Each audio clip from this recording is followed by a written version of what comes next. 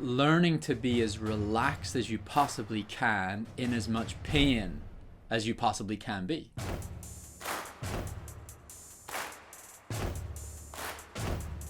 Hi, I'm Stephen Scullion, and I'm about to take you under the armour. How do you train your mind? Picture a whiteboard, and it's your whiteboard of accountability. And what you put up on that whiteboard is everything, all your bad habits, all the things you do bad. My discipline's awful. I'm not patient enough. I try too hard in training. I'm insecure about my fitness and I push too hard. Put all the bad stuff up there and then start to figure out how you can stop doing those bad things and how you can work on your psychology in life, discipline in training. That's going to lead to discipline in races. So mind comes in life first, then it comes in training, then it's executed in races. It's that simple. What is one word you'd use to describe your mindset when competing? Simple. I'm an animal. When I'm on the start line, I could be that aggressive as a lion, like just ready for whatever's going to come, because I've been through the struggle. When life tries to batter you down, when relationships try to batter you down, when training, weather, when all these things are working against you, but you're just an animal. You just rip through it and you get to the start line. And then when you get to the start line, you can smile and just appreciate being able to show all this hard work that you've put in. What is one piece of advice you'd give young athletes to build focus and resilience? Resilience is built on the disappointments. Resilience is built on the days that you're sad, the days that you go home, the days you didn't get picked for, your team, the days that you didn't, race well in a cross country race, because you go home and figure out how to do better. And that's resilience, and that's how you'll make your next competition better. How do you build belief in yourself?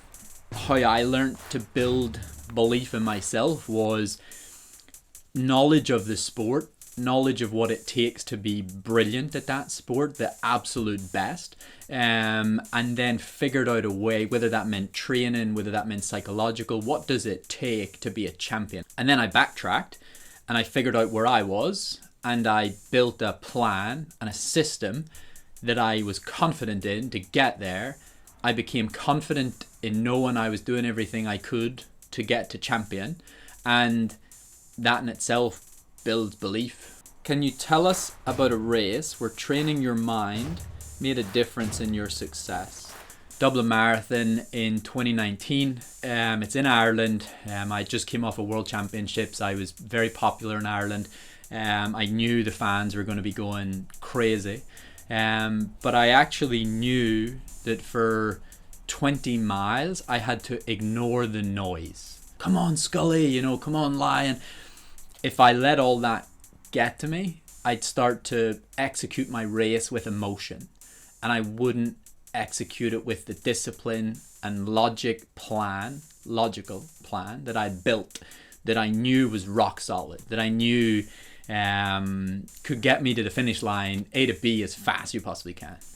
How the race unfolded was lots of noise, but I got to the end of the hills in about 12th place, and I finished second. Probably one of my best races to date. How do you use mindfulness techniques to enhance your runs? Something people don't do is realize that racing's much harder than training. So I often think to be able to race better than you training needs to be not easy, but you certainly need to be in a relaxed state. Learning to be as relaxed as you possibly can in as much pain as you possibly can be.